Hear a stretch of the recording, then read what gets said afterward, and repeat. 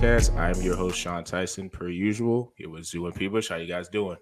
Doing all right, man. The NBA series once again, kind of up and down, game to game. But I know we don't talk about it, but I've been enjoying NHL playoffs these past couple of days with the in between. So Zoo, I know it's out of your territory, but A little bit out of It's mine, exciting, but I watched man. a couple highlights. It's exciting. Low key, I've been actually checking the scores, and they're all going to overtime. So they're all like good betting opportunities. It might be good, man, because some of these NBA games, I turned it off after the fourth quarter last game. Yeah, and your Ranger and the New York Rangers are in, man. You're in town. No, that is true, man. Like when they're playing tonight. Yeah, like the NBA blowouts have been going crazy. Like legit, that last game, 3 quarters, and it was over after that Jordan pulled tray ball. They pulled the benches, didn't they? Like the benches got good playing time. In a final, Udoka put in whatever that Smith guy, Smith. That's the white flag right there. That's the white flag. Guy plays 0 minutes. Put that guy in. I'm like, okay, why am I even watching? I'm gonna log off now. Like, there's no reason to watch. Game over, man. Put that guy in. So, a lot of blowouts, but man, it is 1-1 though. It is 1-1. It is 1-1. That's all. It is 1-1. It is nice. So blowouts have been a super thing for the playoffs this year. And I guess you could say we could take the 3-point shot for that. Because somebody had brought up a point, like, back in the day, you could be up, say you're in the second quarter, you're up 25 or 20. You pretty much have the game won because people are only scoring mid-range, or maybe if you get a bunch of and ones, you might be able to come back. But now with the 3-point shot, like a 20-point lead is not safe. And we saw that in game one. And then in game two, it's just once the team gets up, it's just, it's curtain. So this has been a series. I would say each game has been like its own game within it. So I wanted to ask the guys what were their thoughts of the first 2 games. And Zoo, I'm gonna start with you. The Jason Tatum's shooting percentage, man, doo-doo. It's been doo-doo, man. Doo-doo, man. First game, like, they got away with it because Al Horford was freaking cash money hero, man. Al Horford, Derek White, cash money. So all the role players stepped up. Marcus Smart. So all the role players hit threes, man. They got bailed out. Like, they balled out. Like, legit, the Golden State game plan was just fascinating. They just didn't guard anyone from 3.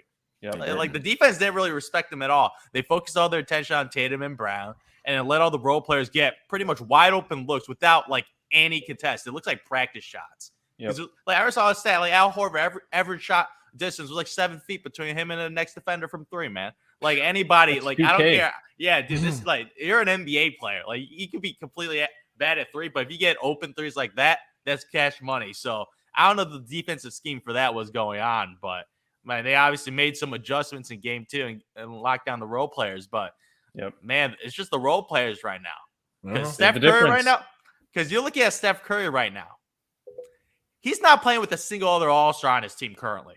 Klay Thompson is not. Klay Thompson is not playing like an All-Star. He's been atrocious shooting, taking bad shots. Like, I don't know if some of these shots he's taking, it's just like he gets the ball, he just jacks it up because he's trying to get in rhythm. He's taking awful shots. Draymond Green game 1 was like terrible. It was just terrible. The dude shot like 1 for 12, 2 for 10. 2 for 10. Like, the dude had awful shooting percentages, and like they're giving him all this space. Like, everybody knows the game plan with Draymond Green. Force the guy to be a scorer because the guy doesn't want to score, man. The guy wants to be a passer. The guy wants to do his dribble handoffs with Steph Curry. Like, that's all he wants to do. So that, like, he's a massive liability on offense, along with Andre Iguodala when he played game 1. Like, when they had that lineup with Draymond and Iggy, man, that was no Steph Curry. You had Draymond and Iggy. And just, like, have 2 liabilities out there on offense. So, just, like, that offense was really, really bad. Good thing, like, Iggy got injured. Like, I feel like it's he did hit it. He did hit that nasty 3, like, right after coming in. I was like, he's back, baby. Max Kellerman's going to blow up right now. Iguodala. Oh, my Lord. That dude's such a liability, man. But, like, they got Gary Payton back now. So, he pretty much doing the Iguodala role, playing defense, no offense. But he's just pretty much younger. So, it's very interesting because Steph Curry is a one-man show. This will be his most impressive title just behind his supporting cast. Because I feel like he's playing with no true other All-Stars. He's playing like an MVP right now, averaging 30 points a game in the NBA Finals against the team that locked on Kevin Durant. The same defense that played Kevin Durant. That dude's making 26 points on awful efficiency. Steph Curry's dropping 30 points a game right now. Getting triple teamed half the time. Yeah, man. Dude, the scheming, man. I don't know about the start of game 1 with the drop coverage, with the open 3 balls, getting 20 points in the first quarter. But they have obviously made some adjustments in game 2, going higher on the pick and roll. But Steph Curry, man, he's been putting on a show, man. And if he continues this pace, he easily finals MVP because nobody on that Golden State team has played like an all-star. No, nobody. Yeah. I mean, the thing with Curry too, and I kind of noticed this just watching, I guess maybe more so the beginning of game 2 versus game 1 was Steve Kerr kind of made an adjustment. Like you said, Zoo, the Celtics were kind of like just backing off Curry for some reason in Q1 of game 1. Weird. And he was just taking all the shots, right? Because they were open to him, and it's Steph Curry, so why not? But I think, like, looking back, it actually hurt the team in the long run because nobody else got going early. They didn't get into the flow of the game. And that's not to say Curry was making bad decisions because he was wide open. But in quarter 1 of game 2, they were moving the ball around. Curry might have only taken 2-3 shots in the first quarter there. I think he ended up having 10 points, got a couple at the line as well. But they were allowing everybody else to get a feel for the game, which just opened up Jordan Poole, right? Had, a nice game. Wiggins was kind of doing his thing. Hell, they even put Bielitsa in there. He actually got some minutes in game 2. And I just think it helped with the entire flow of the Warriors offense because they're always moving, man. And if you watch the Celtics in game 2, they were not moving at all as a team. Derek White took 13 shots, man. Too many shots. Jaylen Brown, 5 of 17. Tatum had a good game from 3. He actually went 6 for 9. Yeah. But he was 2 for 10 inside the arc. Are you kidding me, man? I mean, those are the shots he has to be over 45, 50% on. And then his 3-point game can fluctuate game to game. But putting up 28 in game 2 was big. He had no help in that game at all. No one could get it going. But, man, if they're only getting 20 a game on 37% shooting or less from both Brown and Tatum, they're not winning this series. No matter how good Horford plays or how good Smart plays or Derek White, they need one of those two guys to really step up and have a Steph Curry Finals MVP performance, man. Because right now, you might be able to argue that Jaylen Brown has a chance at this MVP more than Jason Tatum if they win. They're both at a poor level of play right now, so it's kind of wide open.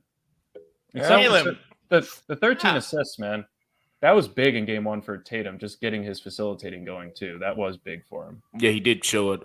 He did open an actual part of his game that I guess a lot of people would question is his ability to assist the ball. And realizing that he wasn't making any shots and just like, okay, I'll get everybody else going. And it worked. Yeah. I feel like this is, this never happens, but I feel like because everybody's been harping on Steph Curry not winning Finals MVP, that if the Warriors lost, it would be hilarious if Steph Curry still won Finals MVP just because, like, I know that never happens, but how, like, Jerry LeBron, West routine. Yeah, like when LeBron would have all those huge, like I think the first, I think it was the first championship they won. LeBron, like, Iguodala stopped him, but like he had those crazy stat lines. He just led the series in points, rebounds, assists. It'd be hilarious if that's how Steph got his Finals MVP. Like if he got it in Boston to win the series. But I do think with Klay, it has been pretty alarming how bad he's played. That last game, it just looked like he was just trying to find his rhythm. He was rushing him out there. Yeah, he was rushing. Couldn't get anything. He couldn't get the drop. So, we all know he has the capability, but am I going to bank on that in the next couple of games? I'm just not. Only game 6. Them going on, yeah. Well, yeah. If they're up 3-2, maybe the game 6 Klay comes out. But in this series, I really can't get a grasp because on one hand, you could say Golden State has controlled the series because they controlled basically the first game until the fourth quarter, and they just let that go. And then in this last game, they controlled it and they won it. So you could say, if you're a Golden State fan, saying, "Look, we controlled this series. We just gave one bad fourth quarter." But then if you're Boston, you're like, "No, we came back in the fourth quarter in the first game, and in the second game, we already won the first game, so we're like, who cares about second game? So we're going back home to Boston." Like I say, I think it's key if Brown and Tatum can have 2 games where they're both cooking. It just looks like they're the better team because, to Zoo's point, Steph doesn't really have any help. Like Draymond, what I don't get about Draymond, bro, is everybody knows what he's gonna do, what his goal is to do, and people still fall for it. Like they fall for his tricks, his running around, his flopping and hitting people. And the one play they had, I think on ESPN, was on a loop where he was just like basically like pushing players into like he does a lot of that after he gets an and one. He loves flexing on no matter who it is. It doesn't matter. But he just has this knack to get under everybody's skin, and to his credit, it works for him. So, but if I'm Boston, you got to be better than that. You got to know, like Jaylen Brown's like he's trying to put. Well, he's trying to pull your pants down and that crazy because that's what Draymond's trying to do. He can't score. Like he can't get his own shot. When he shoots a three, it looks like it's like the heart. Like it's like a push shot. Kevin he can't Hart, even get man. it. I always have to remind you, Kevin career. Hart beat him in a 3-point shooting contest. It's supposed to be a joke, and he lost. And his numbers have gone down since, man. If you look at his stats, his attempts cut in half after that year. Confidence killer. And you know what else Kevin Hart did? He blocked Kyle Lowry, which is hilarious. Also the demise. that might have a correlation. But with this series, it's hard to give a grasp on who has control. I would say right now, just because Boston's going home, Boston has control. But if the Warriors come up and maybe Klay shows up in Game 3, then all of a sudden you're like, okay, the Warriors have this type of control back in the series. So it's going to be interesting to see what the role players, how they perform. They always say role players perform better at home. So maybe Al Horford has some more threes in him. Derek White does some things. Marcus needs to get going. Yeah, Marcus is. I know he's a defensive guru, and that's what he was tasked to do with Steph. But everybody always says he got 2 points last game. Yeah, that's unacceptable. I think he's not scoring. His mentality, I think, might have gotten crushed a little bit when he almost blew the lead for his team in Game 7 against the Heat. They might have said, "Look, man, you're here to do these things, and if you get an open shot, you get an open shot." He's not forcing it as much, but I think that they need him to do that. They need him to do it a little bit. Maybe not in the fourth quarter with 2 minutes left. Yeah, taking a bunch of shots. That's the thing with Marcus. Yeah. He does too much though. Like I think he has a problem with. If you notice, he'll get like if he makes his first three, he'll get trigger happy and forget Tatum and Brown on the court. And he'll just start shooting it. But they actually kind of need that now because, like you say, with the up and downs of Tatum and Brown, if Marcus can get 2 or 3 threes to get going, offensively, that could help them a lot and be the difference in the game. Because, like you say, with the Warriors, I can't bake anything. Like right now, it's pretty much Jordan Poole or bust. Like you're waiting for Jordan Poole to have a big game, and he had a little nice spurt in the game 2. But banking on him to be that corner, that second player, and I guess you could say second option for the Warriors, I just don't see it. So, with Boston, we know 2 bona fide guys in Tatum and Brown are guys that can go get buckets. So if they could just have a game where they're consistently doing that, I think they could win this series. Like I said, I got them in 6. But if I was Boston, you need to win these next 2 home games. Yep. Because I think if they split, if you split, then there's a good chance it's probably go 7. And I'm telling you, Steph can only he'll make 2 threes in Game 7, and the roof is going to blow off.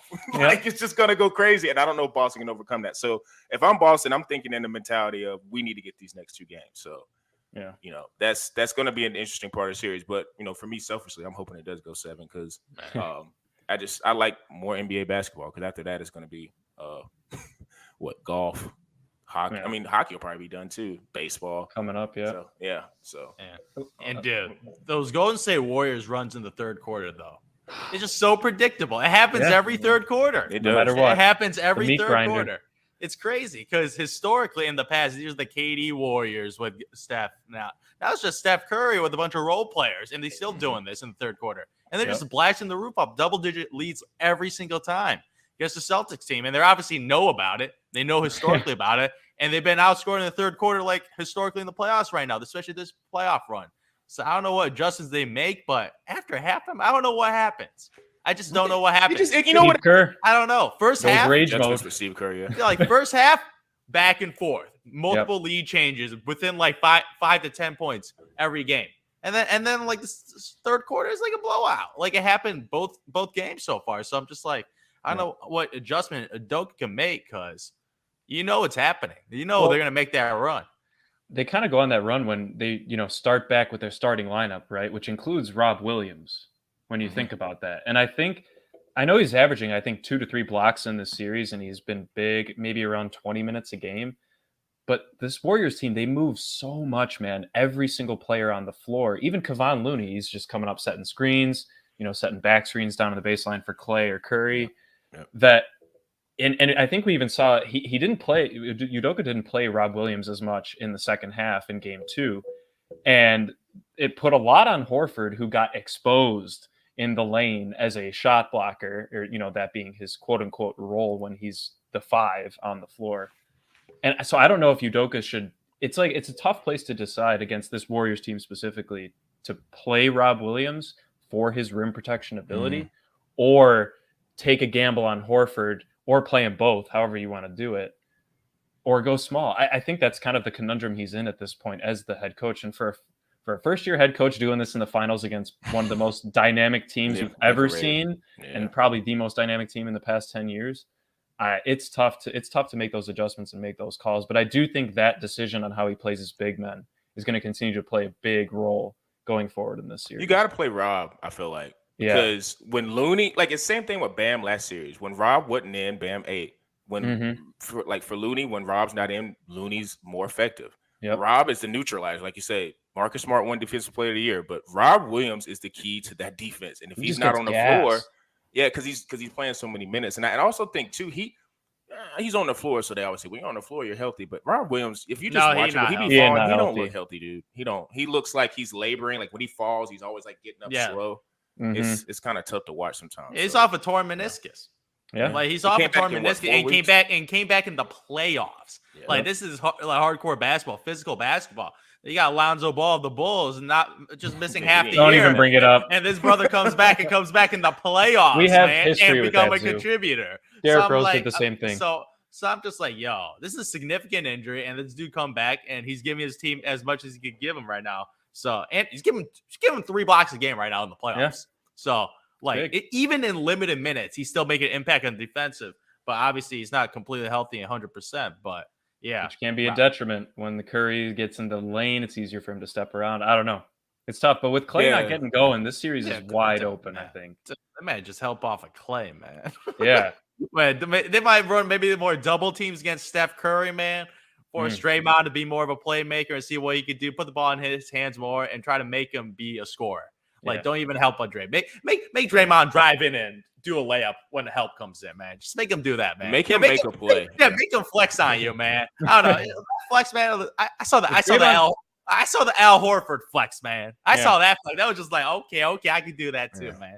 26 points. If Draymond drops 15, 16 on you, all you can say is good game. Yeah, you have to just be like, all right, cool. Yeah, you guys got it. Because if Draymond, I'll put it right here. If Draymond in any game that he gives you 15 to 16 points, the Warriors win in a blowout. No matter what. That is what we've got to, like the status we've got to with Draymond. If he gives you 15 or more points, the Warriors are probably blowing that other team out. Because they've been raining threes and he's got the lane wide open, probably. Yeah. That's the only way. And before we move on, you know what is so crazy? Like that finals that the Cleveland Cavs came back. That was 2016 or 17? 2016. Didn't Draymond go like 6 for 7, 7 for 7? Yeah, he had 32 points. How insane was that? That was only a few years ago. 2017, I think, isn't that when he played Kevin Hart-Zoo in the 3-point contest? Insane. I'll never forget that. I'll never forget. He went from that and just lost it. So yeah, we're gonna see. This series is teetering both sides. We're gonna see how they play tomorrow. I think it's at 9 p.m. Another gripe I have with the NBA, I hate that it comes on at 9. East Coast, so man. Quick. Yeah. When teams, they got to have, so the Warriors fans aren't at work watching the game. Yeah. But we're going to see how the series goes, so we're going to tune into that. But we're going to get into now Jabari Smith Jr., who is a hot commodity for the NBA draft, more of a 6'10", small forward, power forward, center, whatever you want to put him in. He's a wing guy. And, he's been having a lot of talk about being possibly the number 1 pick with his skill set. I know a lot of people have been talking about Chet, but it's kind of been between those two. So I wanted to kind of ask the guys, first off, their thoughts on his game and where they could potentially see him landing in. People, I'm going to start with you. It's tough, man, because I think we all thought Chet might be a good fit for the Thunder. And, but there's also with his, Suggs history, possibly going number 1. But I do think Jabari just as a fit overall, I do think he'd fit well in Orlando. I know they have a lot of big men down there, but they're always trying to expand their 3-point game. And especially if you can add a 6'10" guy who I know he's not shooting. I think he shot maybe 85 threes at Auburn, something like right around there. But he shot like 44, yeah. About 44%. He shot 42% from 3. Yeah. That's impressive. And if you can pair that up with, to Zoo's point a couple weeks ago, I think he mentioned that Wendell could easily play the 4 down in Orlando. And if you could put Jabari in at the 5 position and he's stretching the floor, I mean, that's at pretty the 5? Yeah, I don't know. You might. Jabari? He's 6'10".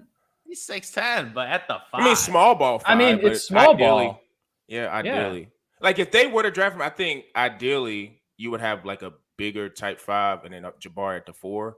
But I mean, if Jabari ever expanded his dribbling, which I'm gonna let Peebles finish his point, then he could maybe be a 3. But I think it's going to come down to how much he can adjust to the league. One, if he wants to play the 5, which I do think if the Magic play, I mean, if you have two guys like Wendell and him, that's not a shabby backcourt or front court at all.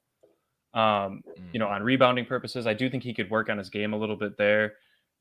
He's relatively shifty for his size, but I do think if he wants to really make it as a big man in the league, he does have to bulk up a bit. I mean, you got to see probably in that 230, 235 range at 10, 15 pounds. But if he can stretch the floor for a Magic team that's got some solid young guards, I think you could say, maybe not necessarily one that's a standout compared to the other. Suggs kind of had a little bit of a down first year. Cole Anthony's Kobe White on steroids. I'm going to call him that. He's just very streaky. I think they just need some consistency, and having a guy like this that you can rely on offensively and still is a big enough presence in the NBA to make a difference on the defensive end. I don't think you can complain for a team that really has nowhere to go but up. I think that's the biggest thing is they kind of have to splash, and this is the biggest decision for them. But look, man, no team's going to turn down the opportunity to draft Jabari Smith. So if he falls and he doesn't go number 1, Chet does, or for some reason Banchero, whoever's at 2, 3, Thunder, whoever, you can't go wrong with Jabari, man. He's just kind of the hot commodity, like Sean said. Yeah, man. Because the physicals, man, 6'10", 220, man. He's got the NBA body already, man. NBA body. NBA skill set, he's a 42% 3-point shooter. Yep. I see him, he's the definition of an NBA stretch 4. I think that's his role in the NBA. I don't think he has the guard skills of being like a wing type guy that can obviously create off the dribble and do all that. But I think as a stretch 4, man, complimentary player in the lineup, man, this guy can spot up at drain threes, man. But, man, 17.7 rebounds, obviously rebounding, man. I don't think he's the greatest rebounder. Physicality on the defensive end, I don't think he's got that. But I feel like offensively, NBA day 1, he can make immediate impact just by shooting the basketball and having a pull-up jump shot. Yeah. And I don't know about these NBA GMs about fit or where. I'm about taking best player available, man. Regardless of position, you figure out the fit later because you're trash right now because you're in the lottery. You trash, so all your guys are tradable. You got no untradables on your team. So if you're a good GM, you can always trade for better assets. So whoever thinks the better asset, because Chet, Jabari, these guys are all like not consensus. None of these guys are consensus. No, it's not like it's not an easy draft, man. It's not an easy draft. You got to do some due diligence with this draft. So Jabari Smith as a complimentary player, man, a Rashard Lewis looking dude. That's what he looks like. Rashard Lewis's role on the Orlando Magic, man. The stretch 4 guy that can drain threes at an elite level. That's why I feel like the type of role that this guy could play off a complimentary a big guy in the middle, complimentary stretch 4. So I feel like if he does that role in the NBA, he's easily worth a top 4 pick. Yeah. That's why I think pairing him up with Wendell would be because Zoo watching him in the Bulls, he does not have a shabby mid-range game. He's got a nice Wendell's got a nice jump shot. So I think that pairing, if you have both of those guys on the floor, you got to take one big man out of the lane to guard Wendell at sometimes, and then you still got Jabari Smith out at 3. I mean, that's pretty ridiculous.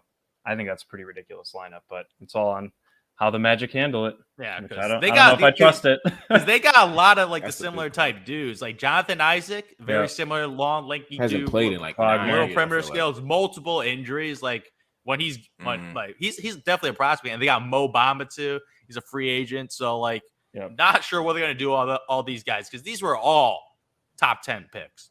Like these are all top 10 picks that these guys had in the last. They've had a lot of top 10 picks. Oh yeah, in the last decade, man, they had a collection. None of them were superstars or even all stars. So they're searching right now. So they can't be messing up these picks. They kind of remind me of Sacramento. Like Sacramento never seems to get in that spot where they can get a game-changing guy. They always are right outside of their spot of where they. Oh no, they had opportunities. Well, they did mess them up.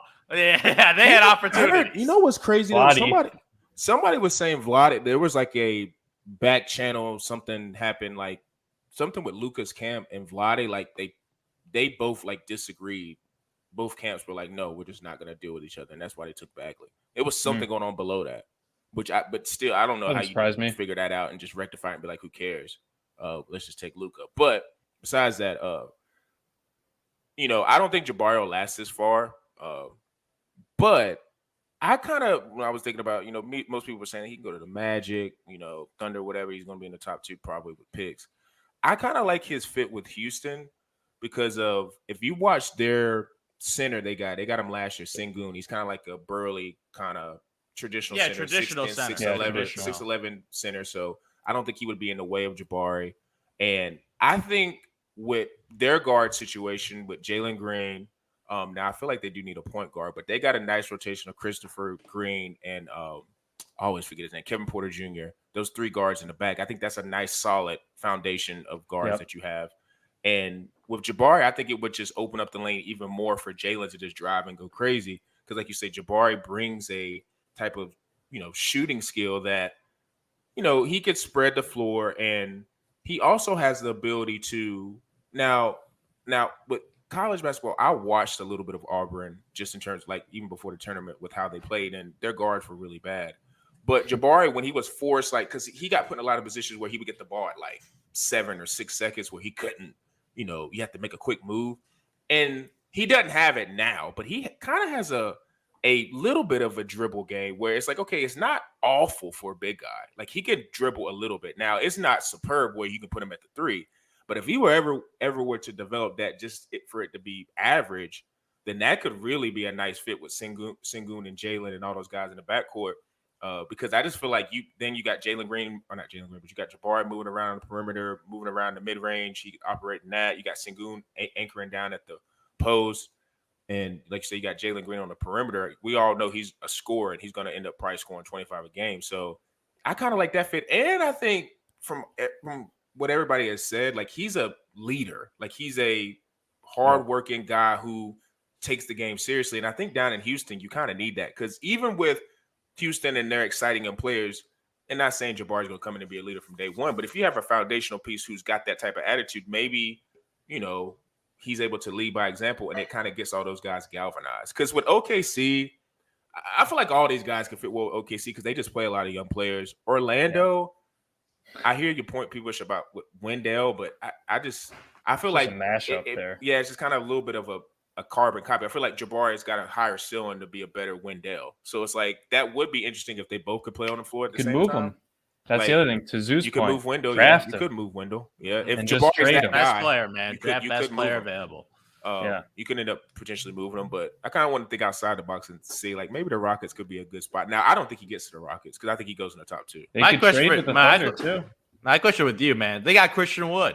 He's pretty nice. He's a nice young player, man. He's a nice young player. He's on a very cheap contract. He's making $13 million. I think you move Christian Wood if you can get Jabari Smith. Yeah, $13 million a year for Christian Wood. 17 and 10, 17 and 10, stretch 4. That's a solid player. Very productive player. I'd move Christian, though. I think Jabari can be better than him. I will say, and I could probably get something decent for Christian. You could definitely get something. They could move something. He could help out a lot of teams. Yeah. Including the Bulls. Oh, yeah. I'll take it. Yeah. But I do got to say we ain't got no power forward in our roster. No. We don't have a single one. You know who Jabari's related to, though? You know his cousin? It's Kwame Brown, man. Cousin of Jabari Smith. And all I got to say is, man, he does not have the hands that Kwame Brown does. He's definitely got much better. I thought that just absolutely hilarious, man. Mentality, too. Just running in the family. Congratulations to that family. But, putting 2 guys in the NBA. But at the same time, this guy's got a way better skill set. To you guys' point, I do think he'd be obviously better at the stretch 4. But in this current NBA, you can kind of play whichever way you want. But the way the NBA is kind of shifting is anytime a certain position or a certain aspect of the game gets overlooked, you see the teams that end up being successful in, maybe 2-3 years down the road are going to be the ones that adapt and start bringing back good centers because they're going to just dominate you down low. Not saying it's going to create a championship team in a year or 2, but I think with less centers in the league, you see even AK, right, Zoo, he sees that they need some height and some defensive rebounding ability because you can take advantage of half the NBA by putting a guy like that in there. So not saying Jabari's a great rebounder or anything like that, but just big men in general are going to be getting a little bit more traction now. We're going to be sticking to mainly NBA for the most part, sprinkling some NFL stuff too as well. Make sure you guys follow us on Instagram at bullheaded_pod. It's also the social for Twitter. Make sure you follow us on YouTube at Quantro Knows. We're on all the DSPs, major DSPs, Spotify, Apple, Google Podcasts, and for me, Zoo and P Bush, we're out.